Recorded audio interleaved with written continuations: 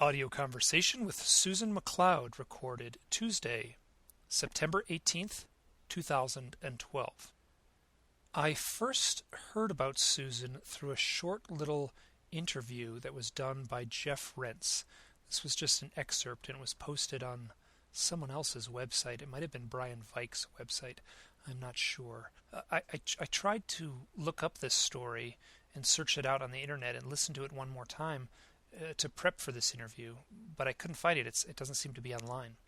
She tells a Bigfoot story, a Sasquatch story, that happened in 2005. I was riveted. It was amazing.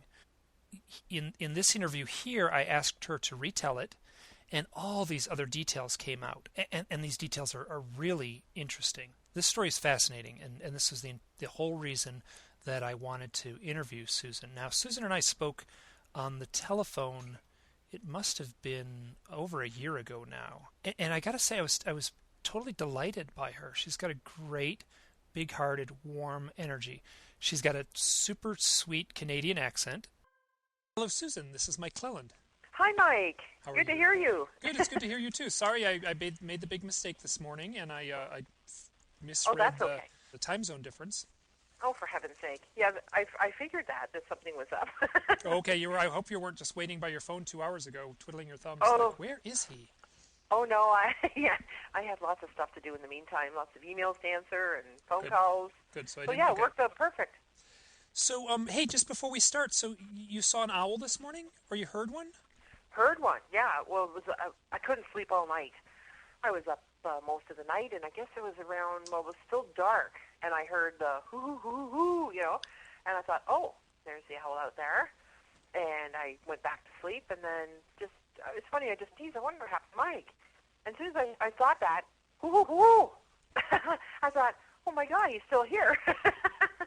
So it's kind of funny because I was emailing you at the time, and I said, the owl he just hooted again. That was so funny.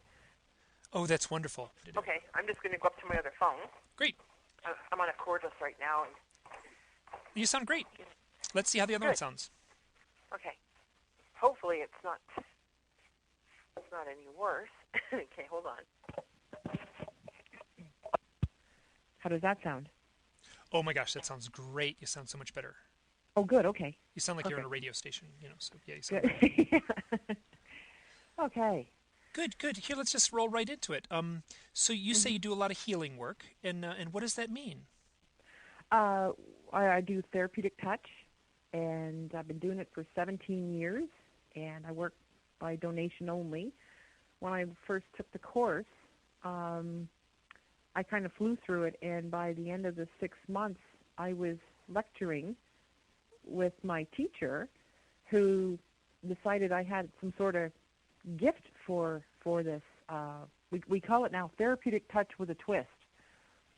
So yeah, it's I'm dealing with people, through grief, or they're terminal, or the doctor says we can't do anything for you, and these are the people that I keep running into time and time again, and having some really beautiful healings happen, amazing healings at times for people. And I believe, it's a dance between energy workers where, we're working with this person as a jumper cable, and whatever is coming through into them is they end up orchestrating their own healing. So it's totally in their hands. I'm just a jumper cable, and I'm out of the way.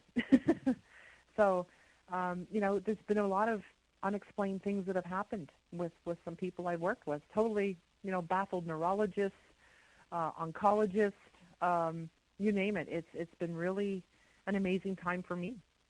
Now, give me an example.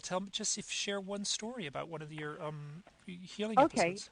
Yeah, there's one really special story when I was first starting out, and I met this woman that I had a dream about a week before, and her name's, and she had at the time 13 scars on her brain. She had multiple sclerosis, and I say had, because, of course, as we know, multiple sclerosis is considered an incurable disease. She was ready for the interferon treatments. She had been approved for home care because she had a rapidly progressing multiple sclerosis. So, she didn't have a driver's license at the time. She was ready for a wheelchair. I met her whole right side, and she called it was her gimp side. So we did the therapeutic touch with a twist, and the twist is I use crystals, and that's a whole other story, getting into where that came from.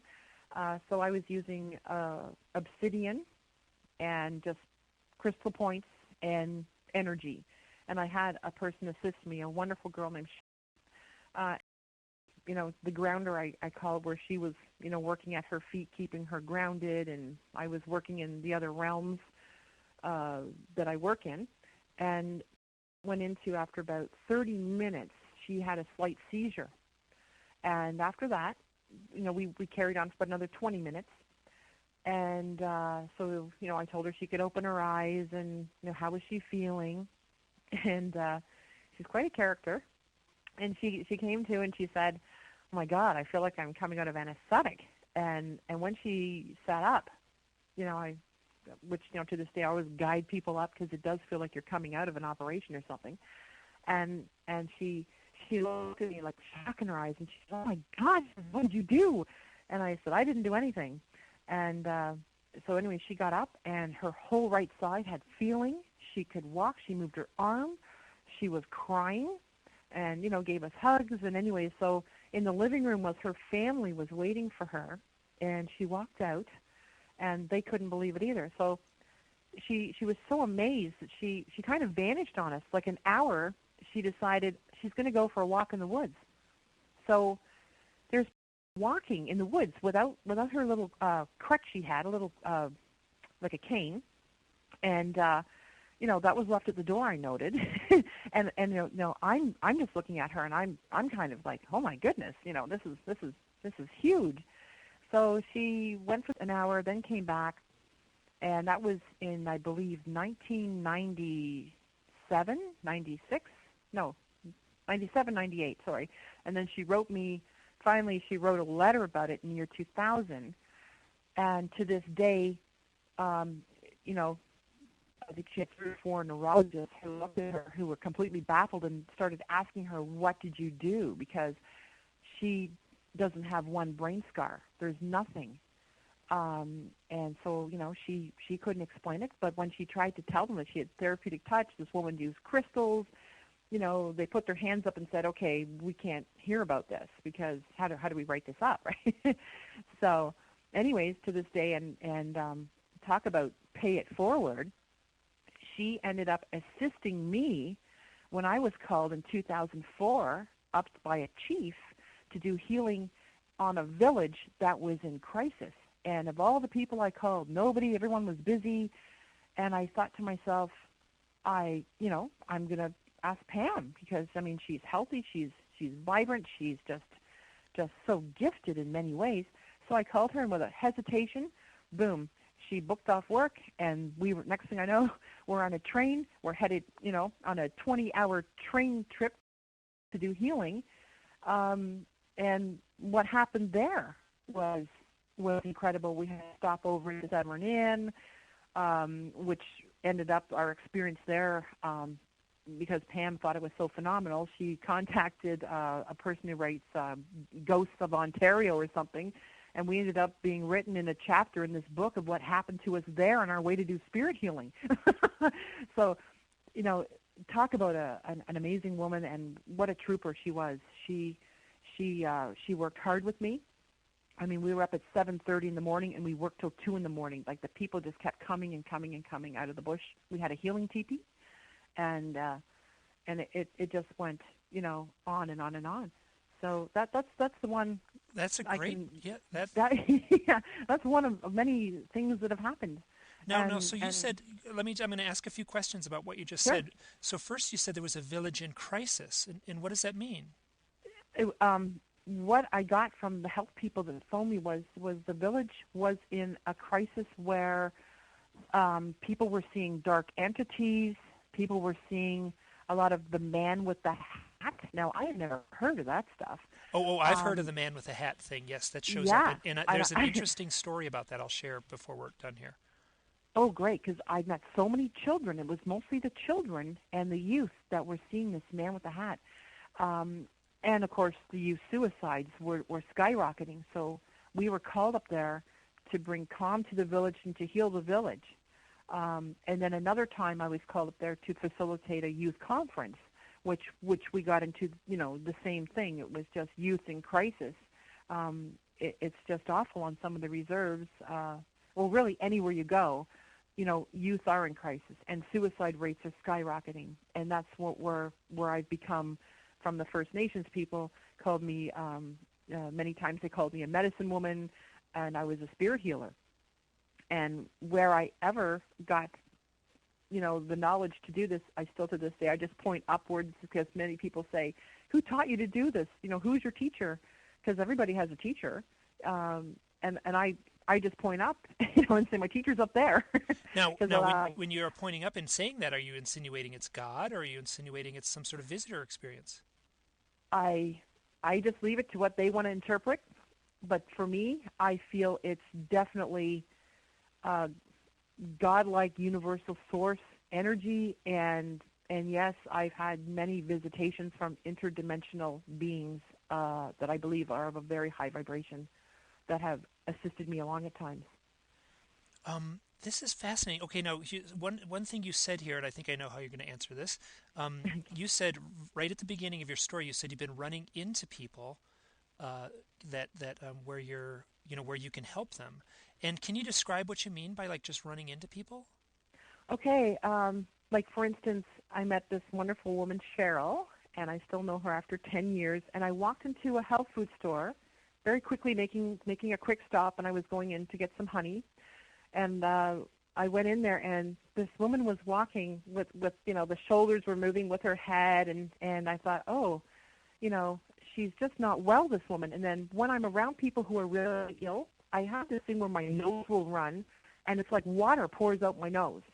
And it just happens so fast that sometimes I'm like, oh, excuse me.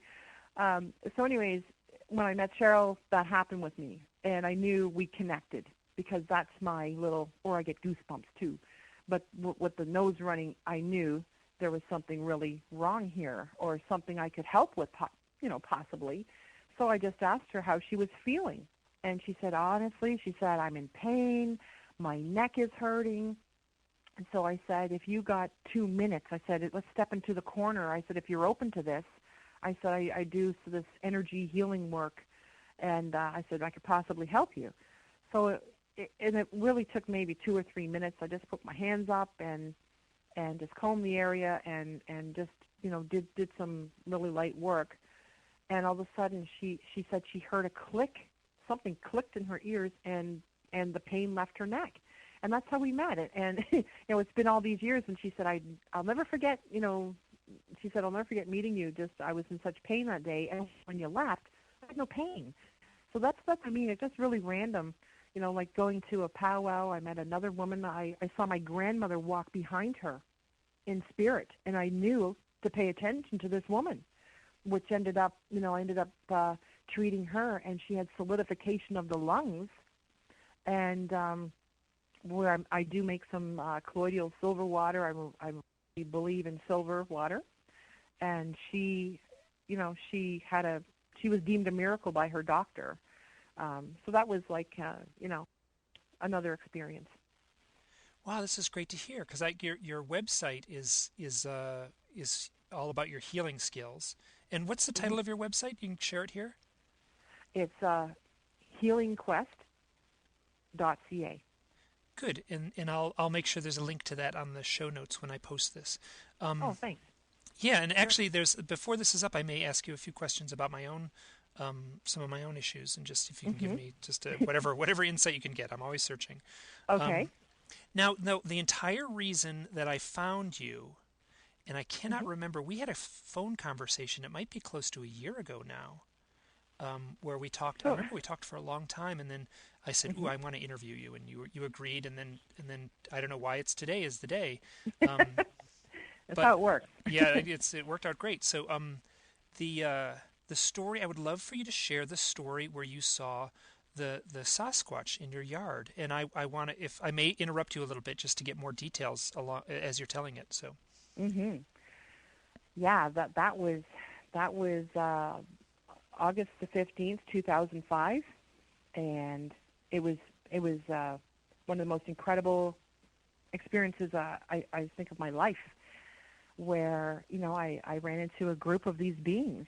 But what I'll do is I'll walk you through what started that morning. I had, and I totally forgot about this, Mike, until I found the bill. I found my old dental bill, and I went, oh my God, that's August the 15th, 2005. That's the day I had this crazy experience where a dental hygienist was totally, for lack of a better word, she was blown away, and so was I. What happened was I was due to get all the roots of my teeth scaled, and it's a very painful process. And I can't have anything with adrenaline because it just sets my heart off. So I've kind of taught myself to do self-hypnosis, and going back into some other hypnosis stuff. Years ago, I was told I was awarded a scholarship that these doctors in Mount Sinai wanted to meet me. So I had a 3-day symposium with them, and I was supposed to be, after that I was going to have a hypnotherapy certificate and all this, which I told them to keep. I said that, I don't need this certificate, and I doubt I'll ever use this because I'm already using like creative visualization for things. So they kept their diploma and everything else, but they were wonderful people. But they did teach me a lot of skills, which I use this day. So I took myself out of my body, and I told the hygienist, don't give me any painkillers, no freezing. I can't take it. So I told her I would be counting myself back, and pretty soon I'll be out of my body, and I won't feel anything. I said, but do me a favor. I said, just don't talk to me too much. I said, I'll let you know if I'm in pain. You'll hear me. But I said, if I'm not, moaning or groaning, don't talk to me. Don't bring me back. And she said, okay. So for 2 hours, I was out of my body, and I had a hard time counting back because it was so painful. I was in a lot of pain when she started, with the blues, and they're up under your gum. And so finally I was having trouble, and I called to, now this is going to sound different, I was given a false face mask. It's the healing mask of the Mohawk people, I believe. I was given a gift of this mask for healing. So of all things that appears to me, because I couldn't get under, and I was just calling out to whatever beings are out there to help me get under, was this mask appears. I thought, oh, so this mask all of a sudden takes me. I'm on a horseback, and I'm going to the Sundance. And I ended up at the Sundance at this huge ceremony that I've never been to in my life, maybe another one. Anyways, every time that this woman hit a nerve, this like native guide man would show up in my vision, and he was being pierced with an eagle claw through his chest. And he would look me right in the eye, and he would pierce, and he took my pain. So this went on for 2 hours, and we went back. We were dancing at the powwow. And so finally, after about an hour and a half, the hygienist says to me, how are we doing? She goes, this is hurting me more than you. And I went, so she brought me out. Now I'm thinking, oh, my God, I'm feeling the pain a bit, and I'm saying, no, I'm okay. She goes, do you want to take a break? I said, no. Now I had a hard time getting back. So all of a sudden, I'm in this room. It's beautifully, soft greens and beautiful, beautiful bedroom. And there's this big golden lab retriever dog, and he's sitting at the end of the bed, and he's looking at me. And again, she hits a nerve. And this dog gives me his paw, and he's like, like whining, and he gives me his paw. And I'm, looking in his eyes, and this dog takes my pain. So I'm thinking, oh, this is amazing. Thank you for this dog to be here. So anyways, we're done. It's 2 hours later. And I'm telling her, where I was at the beginning. I'm at this Sundance and trying to explain to her where I was, because she was really interested to hear, how I did this, because she says, oh, my God. She says, you had no freezing? I've never seen anyone do this. She thought I was crazy. So then when I told her, I said, but the second part, I said, when you talk to me, and remember I said, don't talk to me. I said, you brought me out. And I said, hey, I ended up in this beautiful green room with, I explained, the drapes and the tie backs and what was on the walls, and I said this golden retriever sitting there, and now she's pushing her chair back from me. Her drill stops, like she was like, whatever she did, and then she said, the drill just went off, and I said, okay, and she says, well, it doesn't usually do this, and she tried to start it up and it wouldn't start, and then she looked at me and she said, are you doing this? And I said, no, why? And she said, just a minute. So she calls these other two girls in from the front desk, and she said, tell them the story again about the dog. I'm like, okay. So I'm telling about the room and the dog. And now they're all looking at each other, and the one girl just leaves, and she's just like, she has this look on her face, and I thought, okay. Well, anyways, the hygienist says to me, you just described my bedroom and my dog. And she told me her dog's name. And, I remember leaving, and that was the morning of the Sasquatches. So I remember leaving there. They're all looking at me out the way. Even the dentist, he kept, coming in with this tray full of needles. Are you ready? Are you ready now? And I said, no. But anyways, they wrote it up at the clinic, and it's on my chart there. She says, do you mind if we make a note of this? She said, this is just incredible. So there was another thing that, Sue goes to the dentist, and then this happens, and these people are freaked out. So anyways, later that night, I just lost my friend, and I decide I need to do a drumming and a song to him to guide him on his spirit journey. And so I asked my husband if he would make a fire for me in the teepee, and it was late at night. It was around 10:30, 11 that he prepared the fire for me, and I was getting my drum ready. Here, let me interrupt just for a second. Can you just describe? Sure. Can you just describe the house you live at and where the teepee is? Sure. I've seen some photographs online. Oh, and also let me add one more thing. Your audio is coming through really clear, and I'm using the way I'm calling. I call through the computer and it records it. It's this amazing thing. But every once in a while, it's got a flaw in the system, so I may ask you to repeat something. You're just dropping out for just 2 seconds or so. It hasn't been an issue, but I may ask you to repeat something before this is all done. So anyway, okay. So just if you could just describe the house and how the teepee is set up.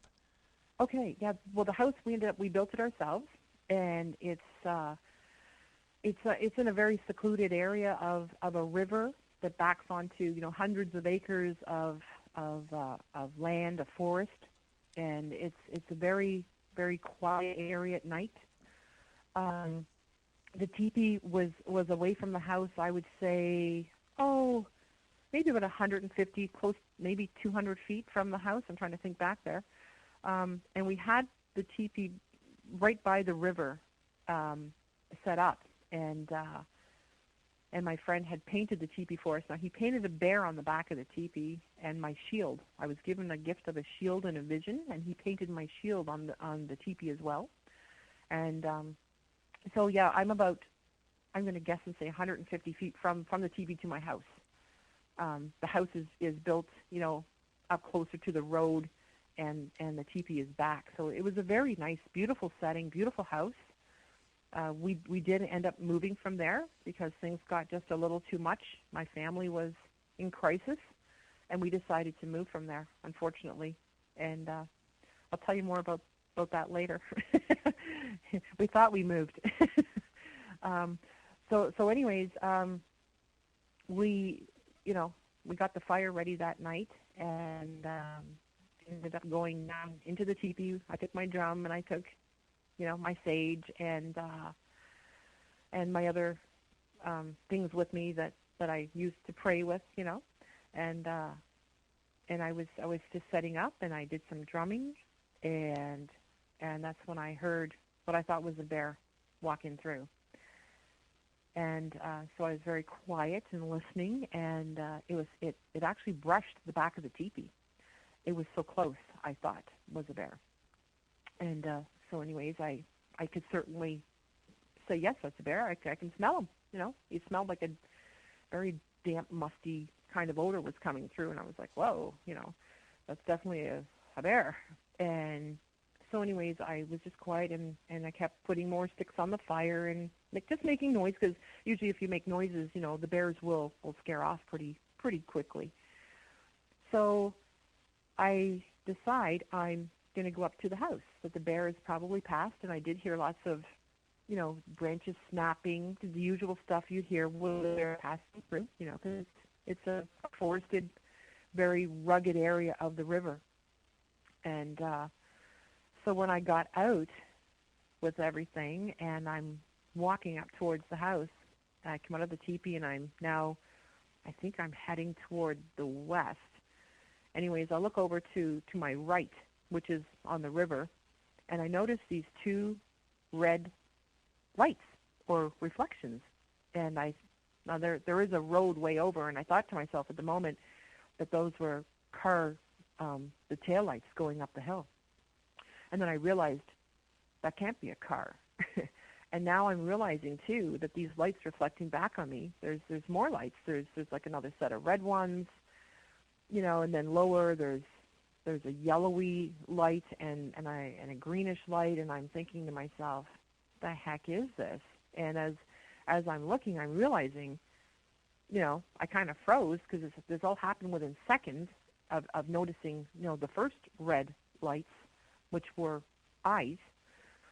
I froze and I realized I'm looking at a group of, I thought, standing bears at first, and I thought to myself, there's no way.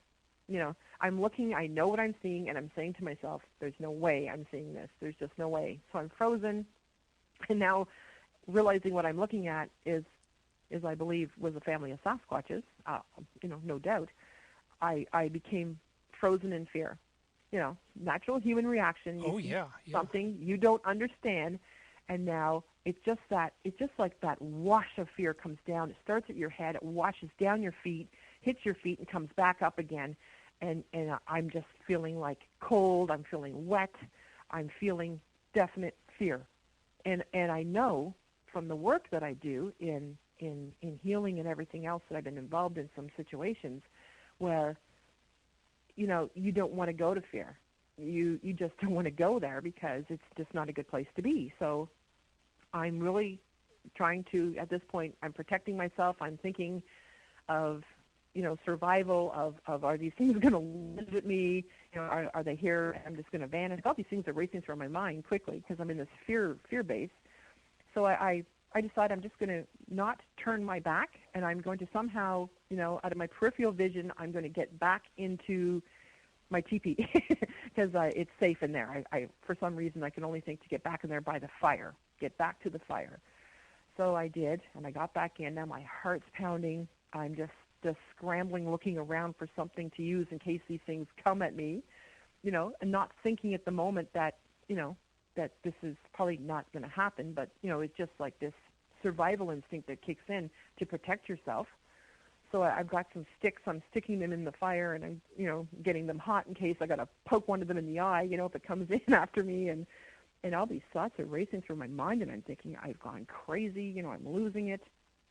So anyways, I settled myself enough, and I sat in there long enough that I thought, they got to be gone. Nothing's come in. I'm safe. They're gone. So anyways, I decide pick up my stuff, and I'm just going to go to the house, just get to the house, because now I'm thinking the kids. I'm thinking, I got to get to the house. Like all of a sudden, it's like the kids, the children, Well, they were 10, 11, and 13, I think, around those ages. Now they're, in their 20s. So anyways, I get out of the teepee, and I'm walking towards the path that takes me up into my house. So I'm looking, I really don't want to see them again, but I just kind of want to know if they are here, where they are, just so I can give myself some time, or if I have to run for it, So I'm getting up the path, and I'm looking, and I'm thinking, oh, God, they're gone, thank God. So I'm making the turn up into my house, and then something catches my eye just down the river from me, and it's probably maybe, 200 feet away, maybe 100 and 200 feet away. I see the group of them, and they're still in the same formation. They're still standing all together and looking my way. And I thought to myself, oh, my God, they're there. Now they're still here. Did they move? So they were in the same spot, or no? They moved from my teepee. They moved a good 200 feet, but they were still in the same formation where you had, the two bigger ones in the back, and the smaller ones were in the front of them, Oh, that's almost so presenting eerie. themselves as a family.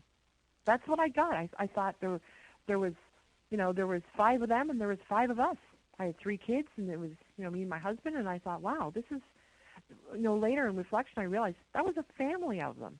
It was like mom, dad, and the kids. Y- It was incredible. yes, yes, that's my interpretation too. Yeah. Yeah, I no doubt. I just have no doubt about it. So, anyways, I get to the door of my house, and there is my daughter, and she flies the door open, and she says, "Mom, we need help."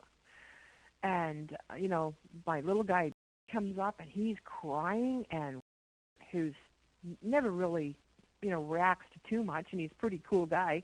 He's rather rattled, and he says to me, "You've got to do something. There's black things, and they're flying all through the house." Now, I haven't even had a chance to tell them what I saw, because I'm just so amazed that I saw this. And I was like, I got to get to make sure the kids are okay, and then I want to tell them I saw Sasquatches. I was so kind of excited because now I'm in a safe place, and I want to tell somebody what I just saw out there. And now I realize I can't tell them. There's no way I can tell them because they are so frightened themselves. I got to calm them down. So I get my sage out, and I smudge through the house, and we go through the house, and I'm telling them it's all okay. There's nothing to be afraid of. The black things are gone. And meanwhile, I'm like, inside. And so I'm like, so where's Dad? Oh, He's here. up So just let me interrupt Yep. real quick. Now, when you said the black things that were flying around, did they describe? Did you see them, or it was only your children that saw them? I did not see them. My children saw them, and my husband, who was up in the garage, he had a story to tell too. The kids said they were just black, like they'd see them out of the corner of their eyes, and it was so fast, like they were very fast moving. They just said black things, and that's all they could describe as things. For years I'd asked them to go back. It got to the point where my children got angry with me for wanting to ask them about it. It became almost a taboo subject that we couldn't discuss because they didn't want to go back there. And I so did. Yeah, I yeah, this is so, interesting. Yeah, I I know. could see both sides of that, the wanting Oh, to yeah. explore it as well as the wanting to deny it. Yeah. Oh, for sure. But yeah, it was a really touchy subject after a while.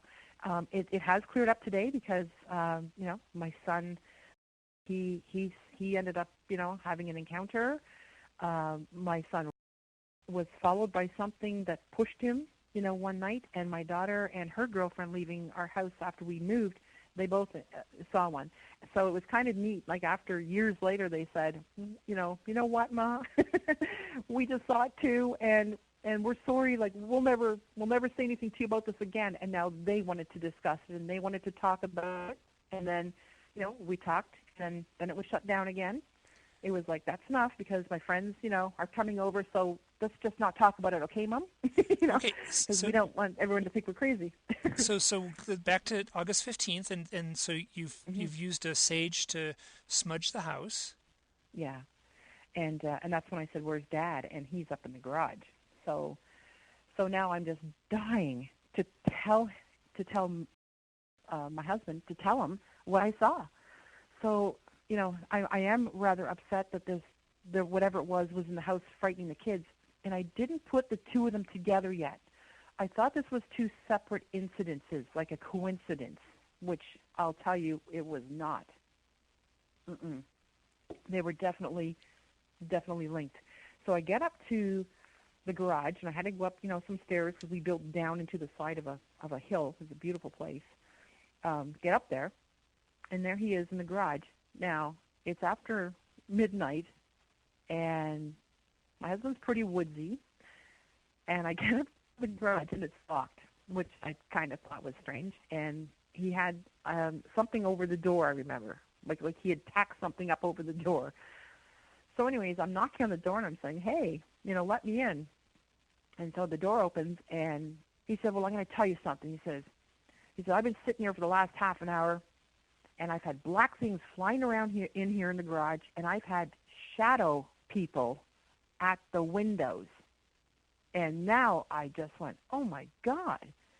So took a deep breath and wanted to tell him what happened to me. And to make him feel better, I just said, you know what, I just got in the house and something happened in the house, but it's okay. I smudged. The kids are happy, but they saw black things too. You're not crazy. He says, I just don't know about this, and he I must say, he was angry at me. So I kind of thought, I can't tell him what I just saw. So now I'm upset. I'm now getting the chance to feel myself.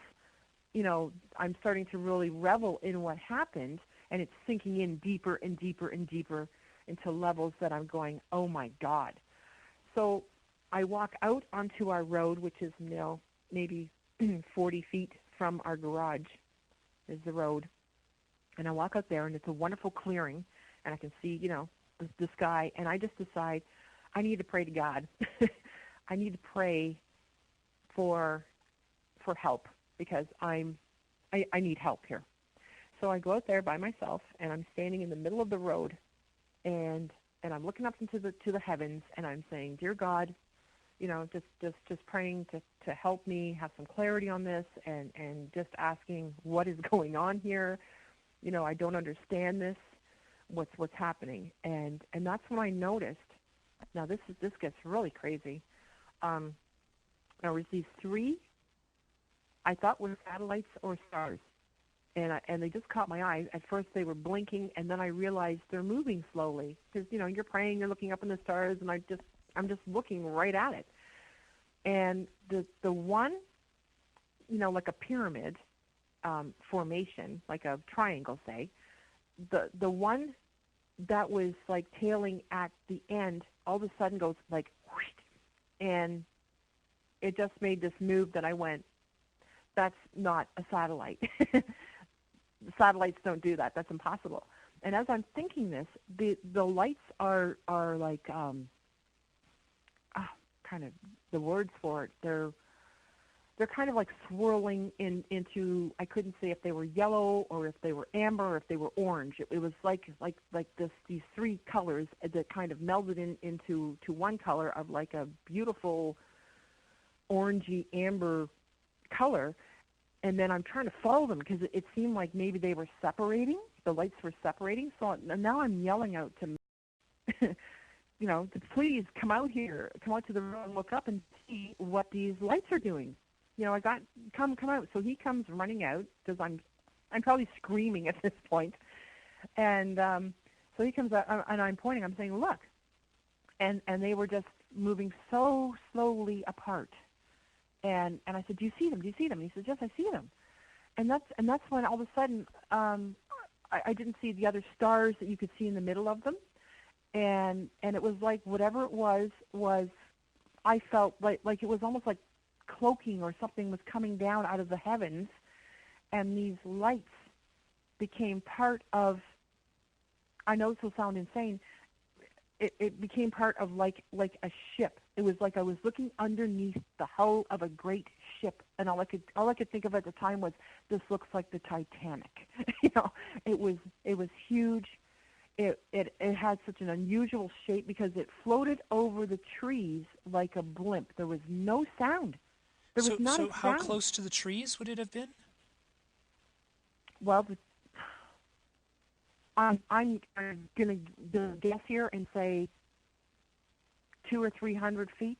Oh, so that's very close. Okay, yeah, keep going. Oh, it was very close.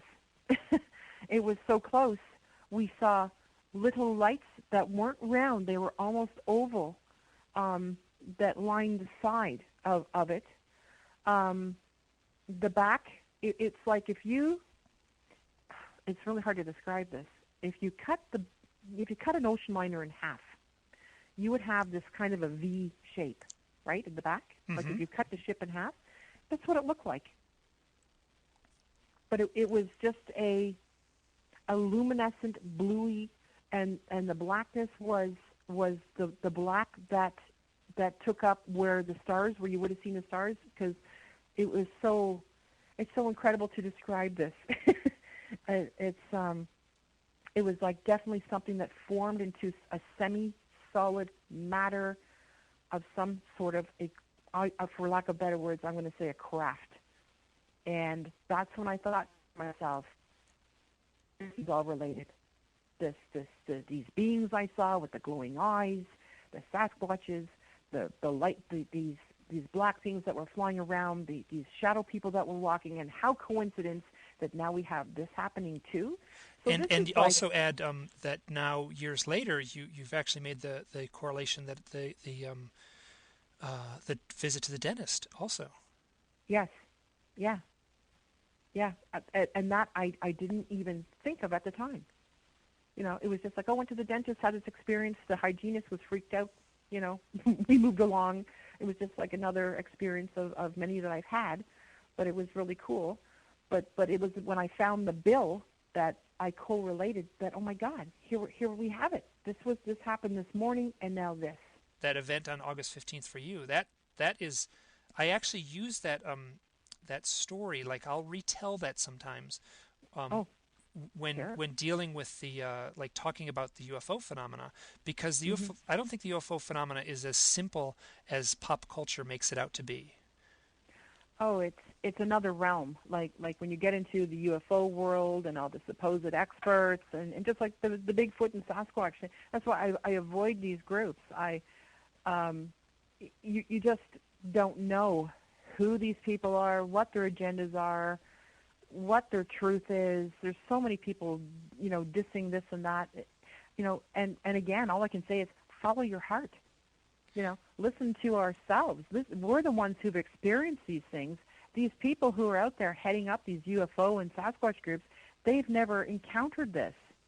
We have, and it's like they don't want to hear us. They don't want to hear our accounts of what we think it is, because they're the all-knowing, all-seeing people that have, taken over a lot of these groups. Now, there is quite a few actually that, I kind of listen to and think, okay, this makes sense. And it really has to resonate with me deeply in my heart before, I can listen to some of these people.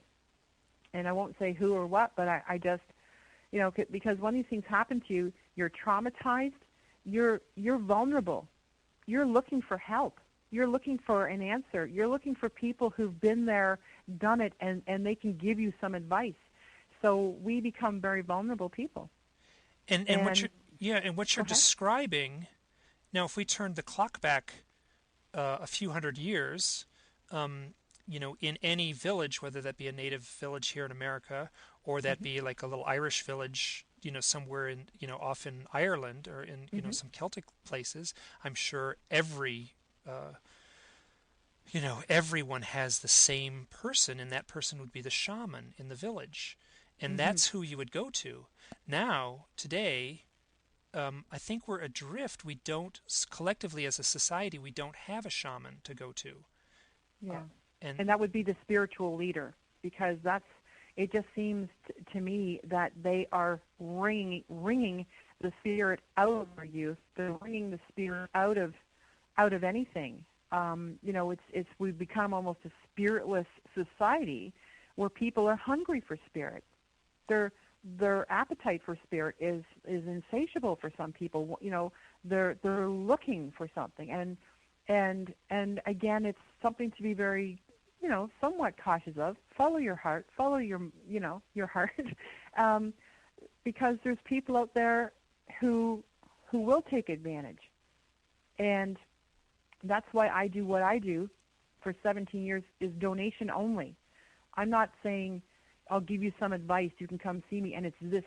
Here's my agenda, and I can't do that.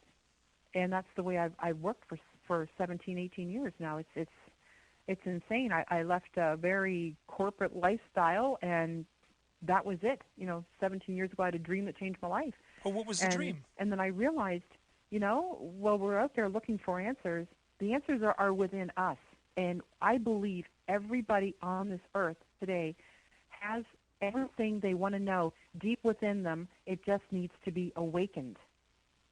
And once, because I'm seeing the children that are coming in right now, and I know, this will sound very new agey or whatever, but these kids are so gifted psychically. It's almost like there's an agenda to dumb them down. We got to get these kids medicated. We got to get them, put more fluoride in the water, for God's sakes, because it's like they're dumbing us down. They're dumbing our spirit down. So for me, when I come in to work with people, I've got a lot of detoxing and cleansing to do. And once we start the cleansing and detoxing process, that's when we start, people are resonating with who they are, why they're here, what their mission is this time around. It's just incredible, the learning that I myself, like every day, somebody's teaching me something. Where I go to conferences, I was facilitating conferences, like I never got a college education, but here I am in there speaking like I'm a professor before like 400 people. and I'm told it's a 2 and 4 hour lectures. So I just feel, my goodness, I'm incredibly blessed to be doing this work and to be sharing these experiences and to be given venues to share these. And all I can say is don't give up. Keep searching. And just like your message, I love it. Follow your heart, because the heart will never lead you wrong. Yeah. We need to start thinking from our hearts again. Our heart's the biggest brain in our body, and we don't acknowledge it as being a brain. I always ask my heart first. I don't know about you, and then it goes to the brain, and then it comes out my mouth. But that's the process I use. It comes in my heart, up to my thoughts, and then out in my breath, because it's such a sacred thing. Everything we say, everything we're sharing, it's a sacred event because it's energy, and whatever we're sharing is going to impact people. It's like that little pebble you throw into the pond. Those ripples reverberate out, and they can come back. So we have to be very thoughtful of what we're projecting out to people. Yes, and, well said. That was beautifully said. Sorry. And actually that in a way, that's the sort of reason I'm doing these audio interviews and then posting them online. I'm trying to do it from I love your site. It's just incredible. I could spend weeks there just good, make the good. popcorn. You got so much great stuff on there. And I've tried to do it in somewhere back in 2009 when I first started it. I had like it was basically I was wrestling between my intellect and my heart, between my mind and my gut, however you want to say it. My intelligence and my psyche were kind of, weren't meeting. They weren't jiving. And I realized I had to follow one of them. Mm-hmm. I mean, it's important, obviously, to use your intellect, right? At times, you got to balance the checkbook sometimes. But I've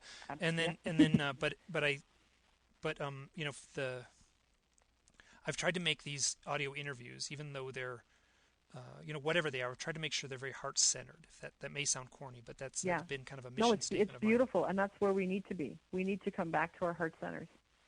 And people who are listening to this, hopefully this may activate their heart centers, and make them conscious of their heart centers, because we're walking around very unconscious people. We're very unconscious. And that's what's so hard for people who've had these enlightenment experiences, because all of a sudden it's life-changing. And all of a sudden this mundane life we've been living, all of a sudden it's got this magical feel to it, and we want to share this.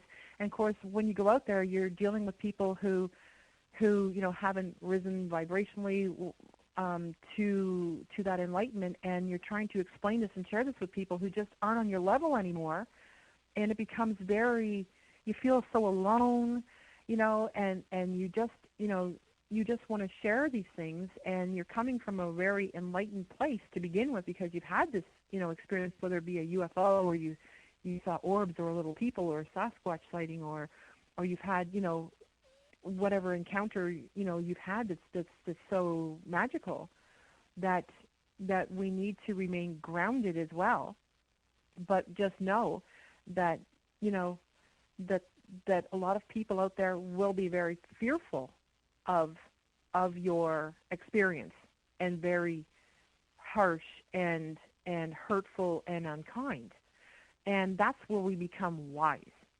That's the lesson of wisdom, and knowing that these people are out there, and they will ridicule you. They will, make terrible fun and poke jokes and maybe just try to ruin you, whatever.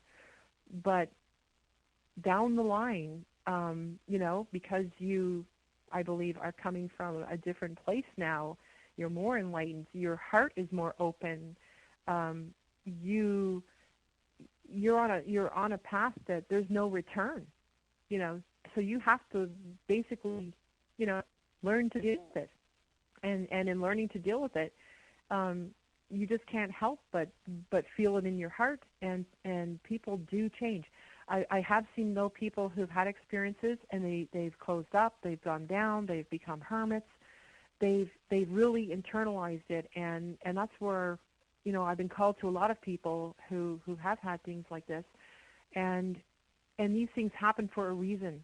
And I think because we become such a secretive, closed-off society, that when anybody's sharing these things, it's like you're schizophrenic, you're insane. They give that person some medication. So we're relearning as human beings that we're not the be-all, end-all of this universe.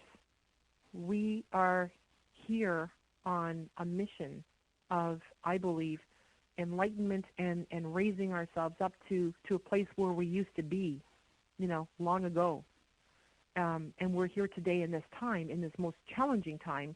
I mean, when you look at the negative things that are out there, look at TV shows. I mean, these reality shows, it's just crazy. You got people on there, beep, beep, beep, beep. All the words are blanked out. You can't even hear what these people are saying because they got to bleep all their language out. It's so negative.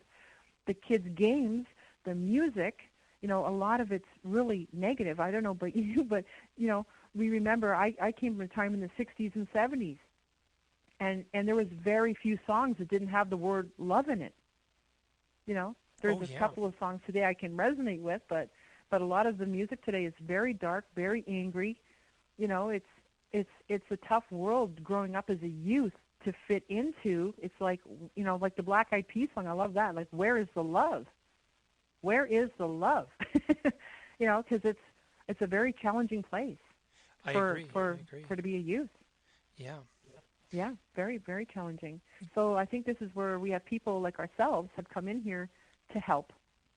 I just kind of look at it as I'm some sort of a helper here at this time on Earth to help people to rise up to those higher vibrations, to accept whatever's happening as a gift, even if it was a horrendous happening. Look at the teaching in this. Where is the light at the end of this tunnel? That's where we need to set our sights to.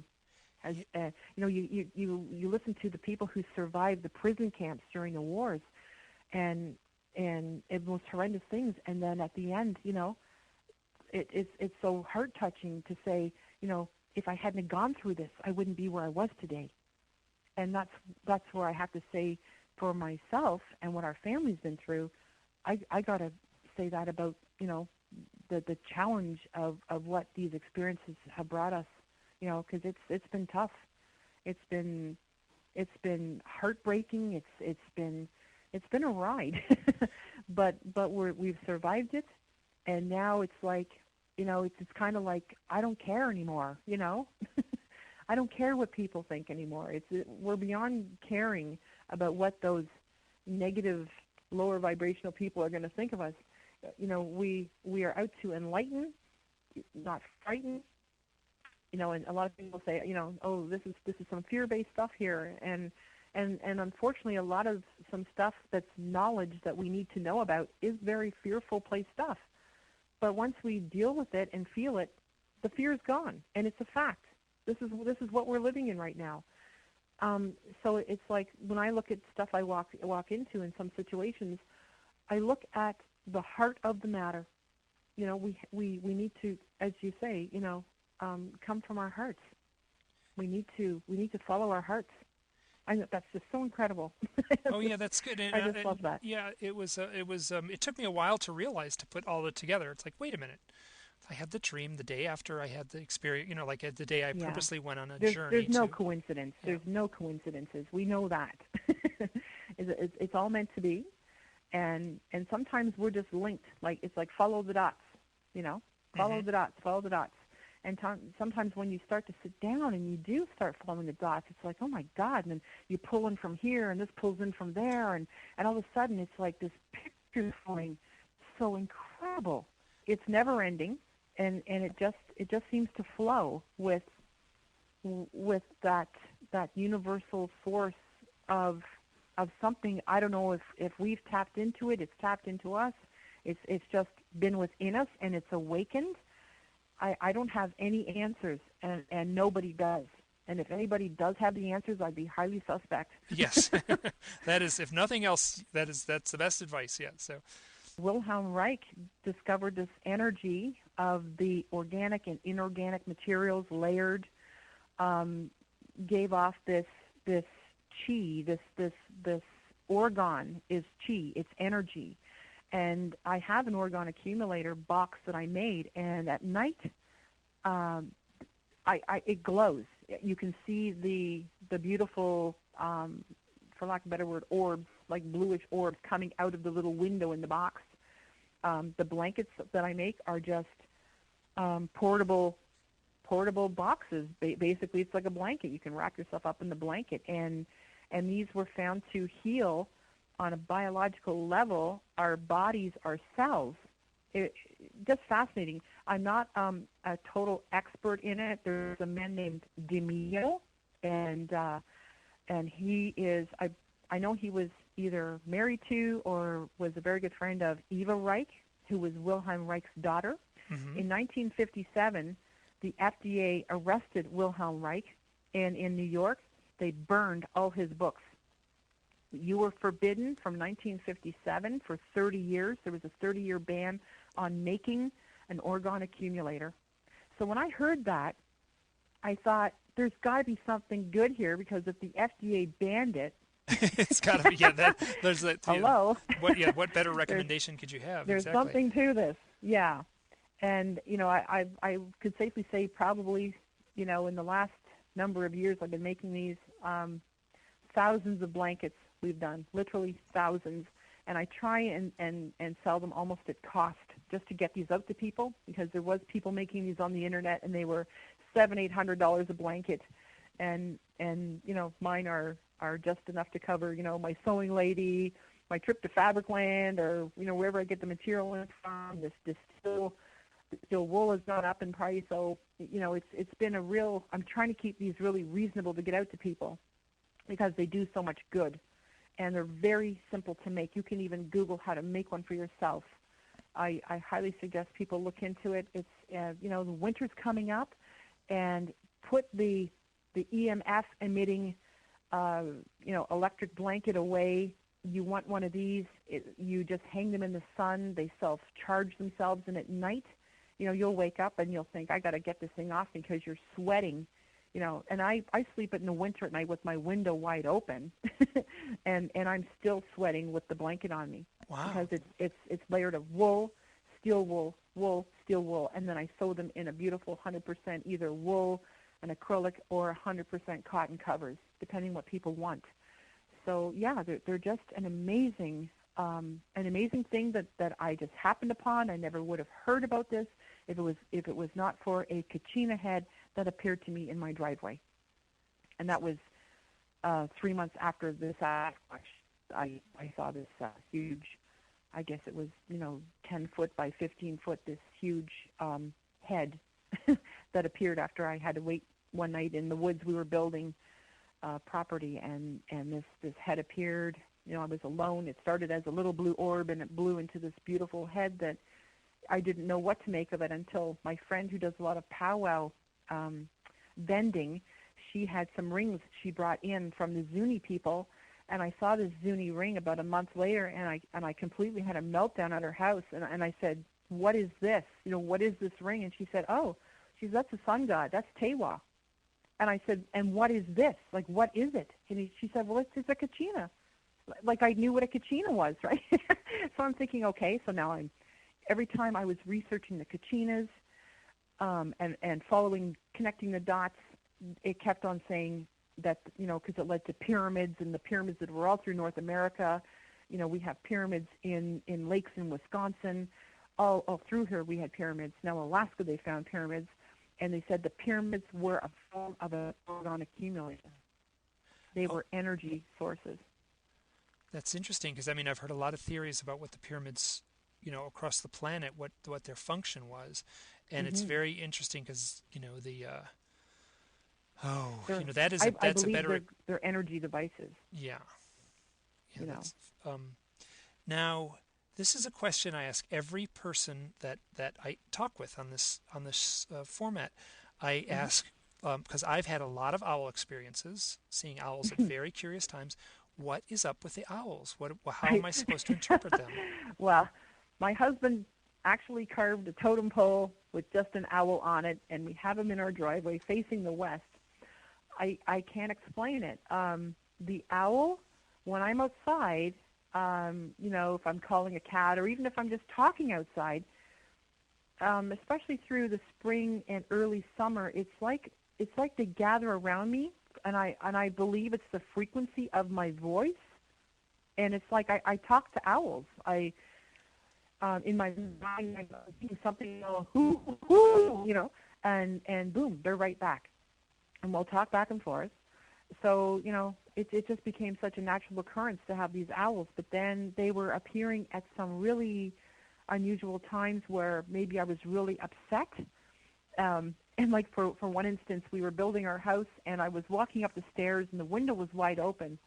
And jokingly, I was saying to all the workers down there, because some guy didn't show up, and one guy wanted his pay, and I was being very sarcastic. And I'm going up the stairs, and I said, "You can kiss my ass." Well, this owl that was sitting outside the window went, "Woo, woo, woo, woo, woo!" and oh my God, we all just laughed because it was so loud, and it was almost as if he was saying, "Oh yeah," But that was just the funniest instance I can think of. But other times, like geez, even just about a month ago, we lost a nephew, and I'll never forget that night. We had these owls here, and I'd never heard this before. And I found out later it was the sound of a snowy owl. We had 2 snowy owls here the night before our nephew was killed on the highway. And these 2 owls were sitting on the branch looking at our house. And they were making the oddest sound that I've never heard an owl do. But I've never heard the hoot of a snowy owl. And if you Google the hoot of a snowy owl, you'll hear the sound I'm talking about. It was a very eerie sound, and I'd never seen them since or before. And when I go back to the original dream I had back in 1992 at 2 o'clock in the morning, I was taken on a journey, and it started off with a snowy owl that came to me. And it was a life-changing dream for me. It was incredible. I flew in the eye of an eagle and was taken over, almost like when you remote view, when you go up, and you're looking down on Earth and you're traveling over here. It was like it took me on this journey. So I really resonate with owl energy, but I've never in my life seen snowy owls like this. And hearing that our nephew had passed away, and my oldest cat was dead just about at my doorstep. It was just devastating. But it was like they were both sitting there as if to say. So I pay attention when I get owls in that close.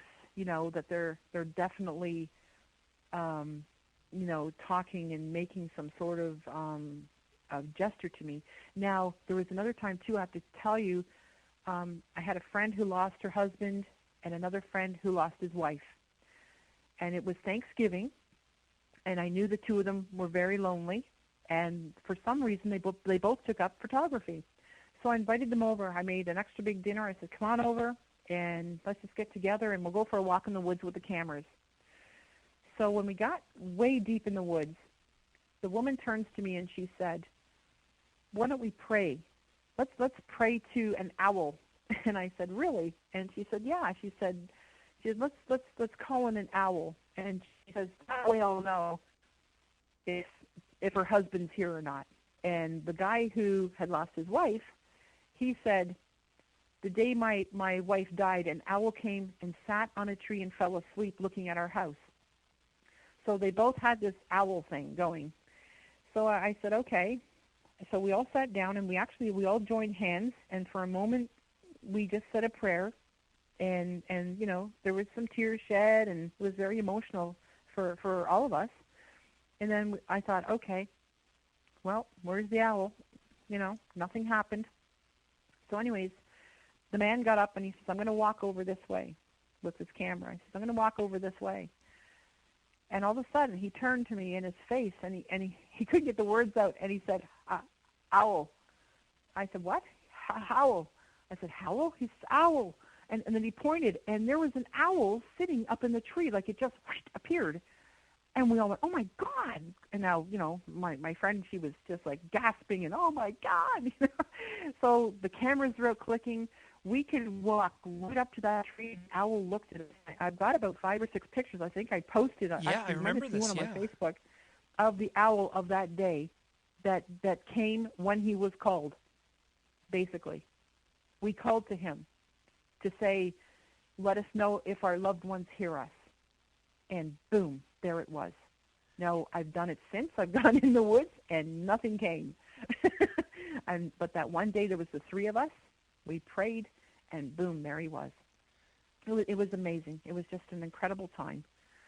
Just so many, owl stories I could tell you. I could tell you go on some and on too. about the owl. I've got them through my house. We got a totem pole made to them. Another time, an owl. Actually, we just made a fire. My husband was pumping gas at the local gas station, and so my daughter and her boyfriend went to pick him up. Now, they were gone for quite a while. We're only like a 3-minute drive. And I'm starting to get worried because I could hear the owl, hooting. And all of a sudden, right over an open fire and about 30 feet off the ground, right over our head, this owl flew down our road and was flying towards their direction. And all I could say, I just blurted out, I said, oh, my God, I said, there's been an accident. I said, someone's dead. No, here, let me just interrupt. So you blurted that out? And I that did. came from an intuitive. Did you have to think about it? And no, I didn't think about it. It just came out of me. The owl flew from the west, and that's when I said to myself, "Oh my God, you've come from the west," and I believe that's the place where owl sits, is in the place of spirit. And those who've passed over, to me, he's a western bird, because that's where, to me, our ancestors crossed to the west. So anyways, that's where he came out of the west, and he flew down the driveway to the direction of the gas station. So at about 2 minutes later, because I was getting in my car, I had the key in the ignition, I was driving up there. That's how certain I was something was going on. The kids drive in. And I'm like, oh, thank God. I said, I was so worried. I said, we just had an owl here that flew by us, and before I could even finish talking, my daughter said, Mom, we had to wait for the coroner, because the road was closed off, and this man was killed on a motorcycle. And I thought, oh, my God. Well, right away I said, let's pray for him. Let's pray for that man, for his soul.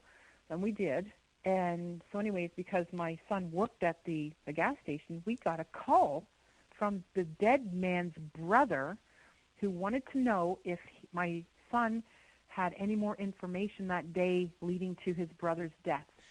now, So how did of course he Go know ahead. to call? Mm-hmm. How did this man know to call? Because my son worked at the gas station. He was Uh-huh. pumping gas that day, the day that maybe his brother would have come and filled up on his motorcycle. Because Okay. the 507 of Ontario is the Autobahn, and these motorcycle guys, they try and outrun each other's times. But I don't think that was the case with this guy. But anyways, it is a known motorcycle road. It's very famous on the internet, the 507. So I guess the man in his grief is trying to backtrack his brother's last journey, and he would have stopped there possibly to get gas, and he asked my son, I think he showed up even there, showed him pictures. Do you remember seeing this guy? He really felt there was foul play involved. It was like this man was hell-bent to prove that, his brother didn't die a natural death. So anyways, my son wasn't home the day that this man called our house. I guess the people, at the gas station said, well, here's where Robert lives, here's his phone number, you can call him there. And so here I am, weeks later, now I'm talking to this man's brother, so I had to tell him the story. And I said to him, I said, the night your brother passed, I said, an owl flew by our campfire, went down the road towards the accident scene. You could have heard a pin drop for minutes on the phone. And finally I said, are you okay, sir? I said, I hope I didn't upset you. All he said to me was, my brother collected owls. But before that, when we heard the owl hooting, we thought we had a man in our woods, because it sounded, the owl was going, woohoo, woohoo, just like somebody was like, woohoo. And my husband actually said, he goes, sounds like somebody's in our woods having a party or something, because, we back onto hundreds and hundreds of acres. So I said, well, maybe there is, And then we realized it was the owl. So when I mentioned to the man that the funny sound this owl was making, this woohoo, and I imitated the sound, he says, you're not going to believe this. He says, my brother used to drink, and he would drive me nuts because, after a couple drinks, he'd do this owl imitation of woohoo, woohoo, and it would go on. And he was known for this. So now the guy is like, he's happy and he's crying. And I told him I had a picture of the owl that night that I believe is the same owl that showed up, that Thanksgiving, because it was so close in time that it's the same owl. So anyways, I sent him the picture, and he said, thank you very much. He said, yes, this is the owl that my brother loved, and it was the barred owl. Yes, which is a big owl. That's one of the big owls, yeah, that we get in North America. Mm-hmm. So, yeah, it's just amazing. That alone, that little experience just alone was just so amazing that I even got to talk to the man and tell him about the owl. And I told him, I said, I really feel that owl was your brother's spirit. He was passing through, we're talking about him for a reason. I've always thought owls were the guardians of the spirit world, of those about to pass, of those who have passed. I don't know why, but I just feel owl is the messenger, is the medium, and yes, is the shaman. I know a lot of my stations, family, friends don't like owls. A lot of them come here and they see the pictures of the owls on the wall, and the owl, it's because we've been taught owls are death, they're bad, or witches sent them. I had one man tell me that he was shooting owls because they were witches, and I said, that's the craziest thing I've ever heard of, but to him it was his reality, and I thought it was very sad for the owl, but this was years ago. So anyways, I have a big hurt for owls. I really honor them, and when I hear them, out there talking, I talk back. Some days, but yeah, it's interesting about the shaman that you've met. Yeah, and he's a and sweet guy too. Say. Yeah. Now here, this is interesting. So I have my list of questions, and I wrote them out, and then at the very bottom of the list, my last question was, have you ever had a near-death experience? Oh, okay. Well, there we go. There we go. You answered it for me. Yes. Now, so this to me, I can see and I hear. Now, to me, and I've heard this before, the shamanic ritual is a death and rebirth ritual. You go into the sweat lodge and you go through a death and rebirth ritual, and then and I've talked to not a lot of people, but I've talked to some people, and they say that in order to become a shaman, you have to have a near-death experience. Quite possibly. And whatever, I'm not into those kind of absolutes, because I think that the world is much again, more... it's whatever that person's reality is, whatever their belief is, it will be. I also associate the bat with shamanistic things because we don't.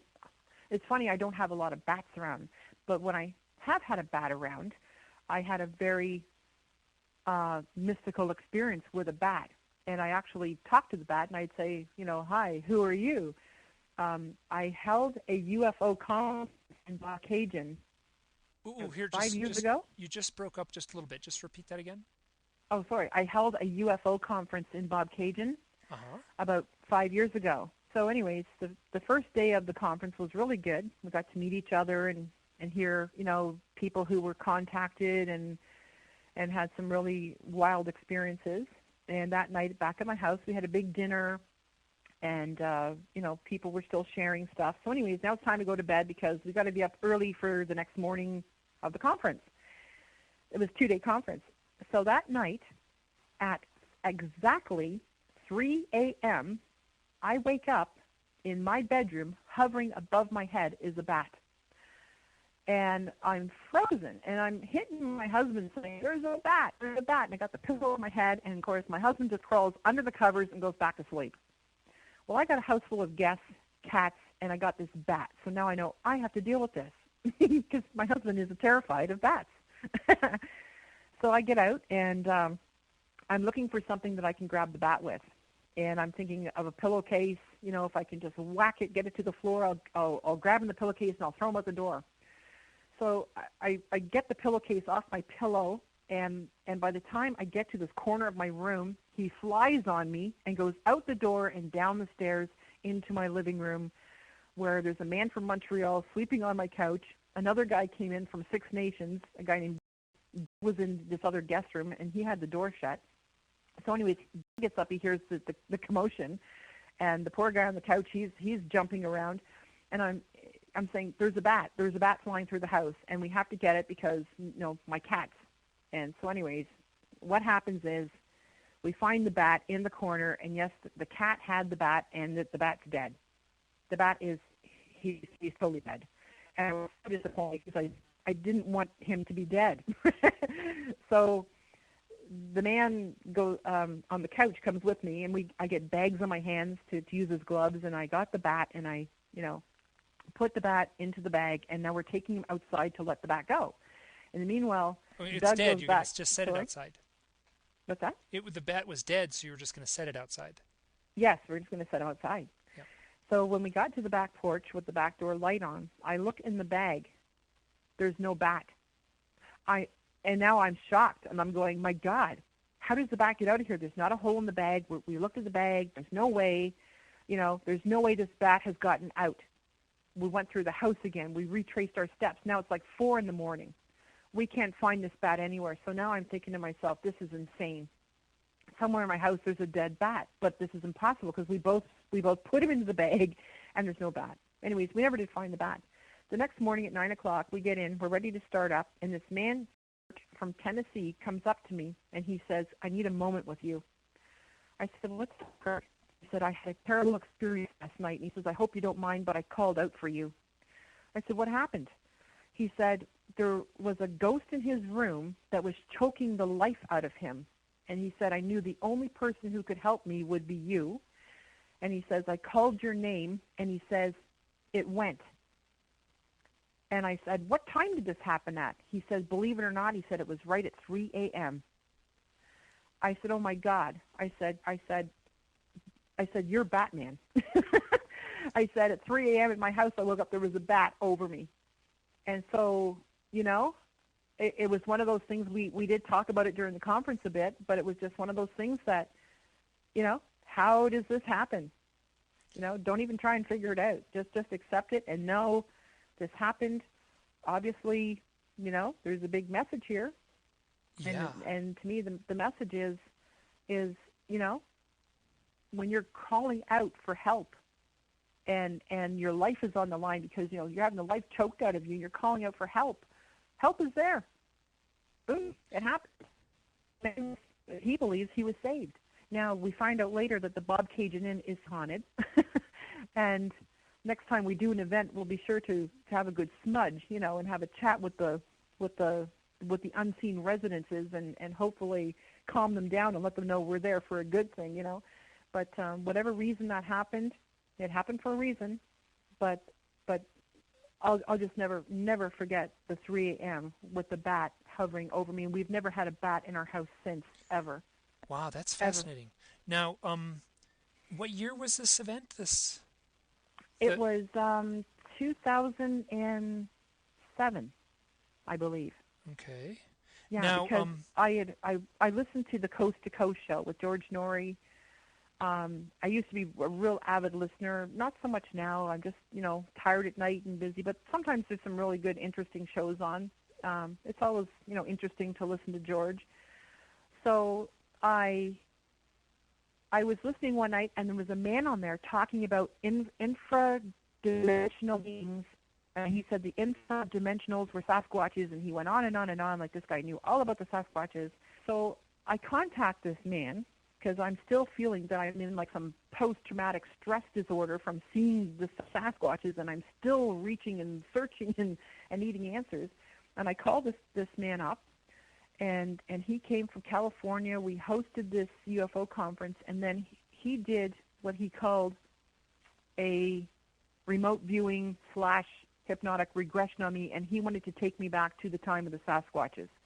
Like, that was my whole reason for bringing him from California to Bob Cajun, was I wanted to go back there. And he was supposed to be a world-class regressionist, which, to me, I'm too close to it. I can do this stuff, but I can't. It's me.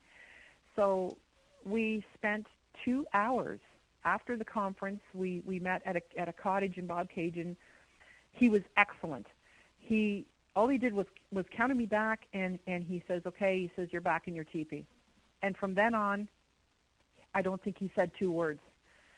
And I wrote about it later, and this gets really bizarre, because now here I'm thinking I'm going to have closure on this. I'm going to go back, and I'm going to be able to see the Sasquatches again. That's all I wanted to do. I just wanted to see them again. Just want to go back there and say, hi, sorry I was so fearful. Just to see them again. What happened was, when he did the regression and I ended up back in my teepee, oh my God, I wasn't alone in my teepee. I was visited by a little gray being who had another gray being with her, that the minute I saw its face, I broke into tears.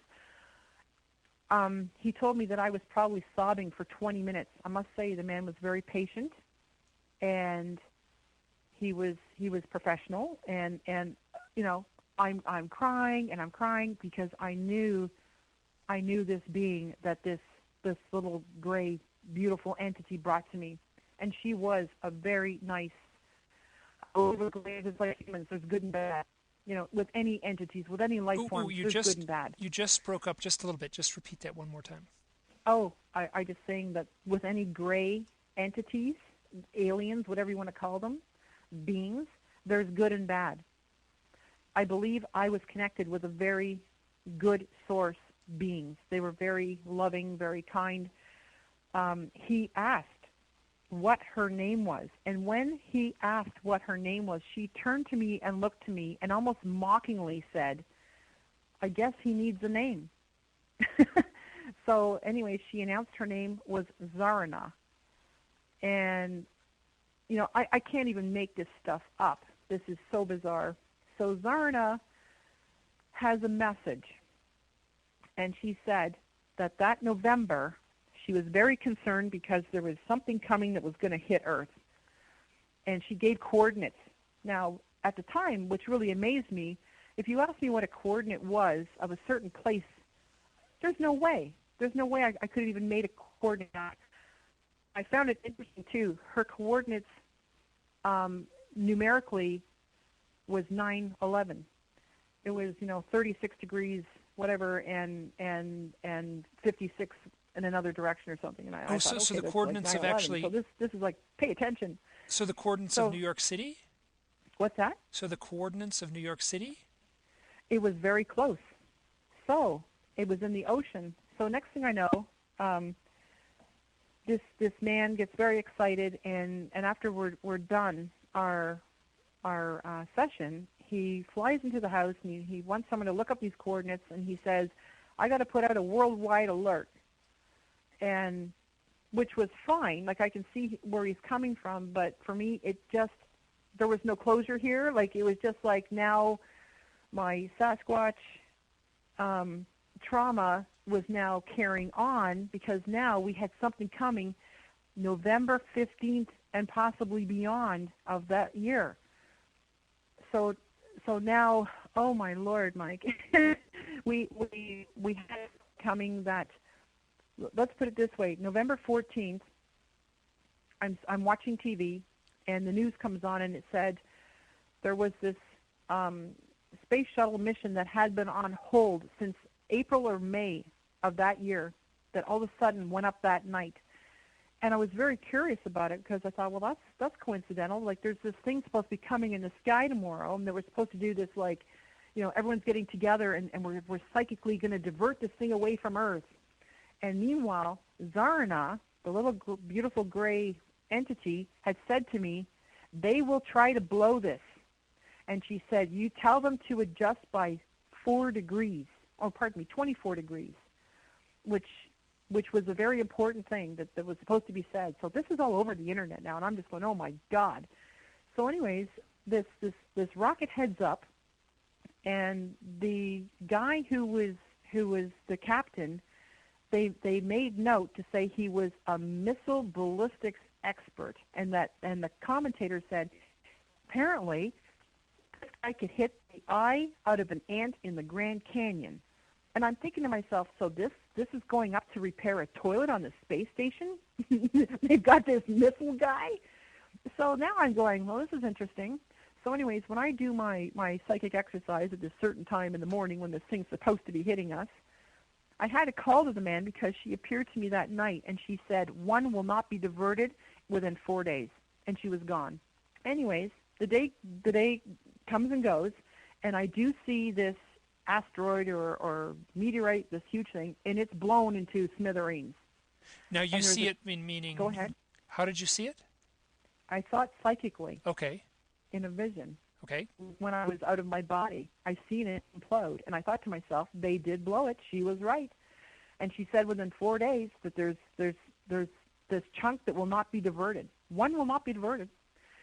So, on November the 19th, I'm, pins and needles waiting, nothing happening. I get up the next morning, and in the wee hours of that night, for the first time in 35 years, in Calgary, Alberta, Canada, they had a huge meteorite came down and hit Alberta.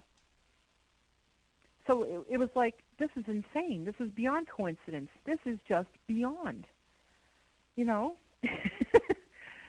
So after that, we had some really weird occurrences happening in my house where my walls were moaning.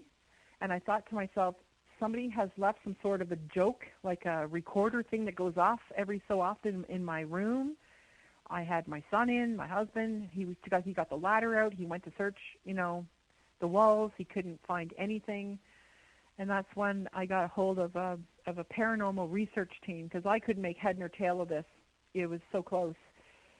So this couple came up from Toronto with all their EVP equipment, and they were, they had it all over the place. And the guy had a really funny look on his face because after they were reviewing all the stuff that they picked up, he says, listen to this. He said, this is communication. This is like coded talking. And everybody had the same opinion, was it sounded like out of that movie, with Mel Gibson in it, and the aliens land, Oh, a Signs, where they make the crop yes, circles, yeah. That was the sound. And it sounded like they were talking back and forth. Now, to me, it sounded like all I can envision in my mind when I was hearing it was like praying mantis people. Like it sounded like, uh-huh. It was incredible. It was incredible. I still have the EVP. It was just so weird. But the moaning left after that. We moved from that house. We moved from the Sasquatch house, the sighting house. We moved from there. We moved from the other house, and we moved across the river to where I live now. We thought it would be, a less active, more relaxed place, that we wouldn't be experiencing all this stuff. And of course, we get over here, and it's just like before. It's just as active as anywhere else. Yes, it just goes on and on. Well, this has been I just looked at the clock. We've been going at it for 2 hours. Oh my God! I tell you, time flies. Yeah, yeah, Oh, and I have to say that so much of what you were talking about, um, and just following, I guess, the book of your life in a way, mm-hmm. is just felt really important to me. Just at this chapter of my life right now, as far as me trying to make sense of my experiences, because it has been challenging. It's not an easy thing. Oh I've been no. very I don't know with any other word. It's been challenging. Yes. Oh, it is. It's very challenging. But I almost have to say, we've been here before, and we've done this before, and we're doing it again. I just feel that, because there's so many things, like, let me say, like when I went up to, I had the chief come to me, and she said to me, like, who's taught you all this? Like, who's your teacher? And I couldn't answer her, because everybody could say, oh, yeah, my teacher was so-and-so from so-and-so, and he taught me everything, and I had no one to say taught me anything. So, talk about challenging at times and feeling alone, because there is no one I can pick up the phone and say, can I come see you because I really need some clarity on this. I just go outside into the woods, and I come back with all the answers. Everything is answered. It's all in the woods. You just need to go sit in nature, sit and be, and in that silence, everything becomes very clear. It really does. But you have to get past the chaos and confusion of ourselves, because it's so challenging when you go through these things. Just when you think you've seen it all and done it all, wham, here comes something else, and it's something else to go, oh my God, how does this work? Why did this happen? That's just our nature to think that, other than we should just accept it and say, thank you, and I got to go home, and I got to vacuum, and I got to do the dishes, and I got to do the laundry. It's very grounding. When we used to do conferences and stuff like this, and amazing stuff would happen, and I'd say at the end, I said, well, we all got to go home now and do our dishes and do our vacuuming, and, because that's what we do. That's good. We just got to go and be. Yeah, this is interesting. It sounds like you're talking directly to me when you're saying this stuff, because this is exactly what I need to hear. And this is other people have told me very similar things, using a few different vocabulary words, but basically saying the same exact thing. So. Yes, it's very humbling. But yeah, it's a very gifted path that we've been given to walk, and I wouldn't change a minute of it. As hard as it's been, as challenging as it's been, as devastating as it's been, I wouldn't change a minute of it. Not a minute. We're meant to live it. Good. This seems like a wonderful place to draw this to a close. That's a wonderful.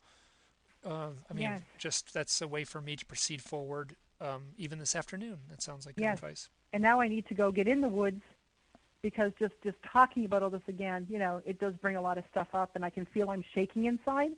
So I need to go get grounded and get into the woods and just say thank you. But thank you so much, Mike. Good. You are a blessing, and your work is just amazing, what you're collecting there. I'm fascinated by, and I love to hear all the other stories too. Of everybody that I've been looking at on your wonderful site, and God bless you. Okay, thank you for being there for people like us. Yeah, and thank you so much for sharing all that you shared. There's so much more came out than I expected. Oh, that's just the tip. As you say, we could talk for a week. Yeah, and somehow we'd all tie it up back together. So. Okay, it's been just wonderful, and thank you so much for your good. time and for caring for us crazy people out there that have these experiences, because it is tough. And God bless everybody listening who goes through these exceptional things, and just know it's a gift, and we just have to carry on. Well, thank you so much, and I look forward to talking to you again. Thank you so much. We'll talk to you soon. Bye now. Bye for now.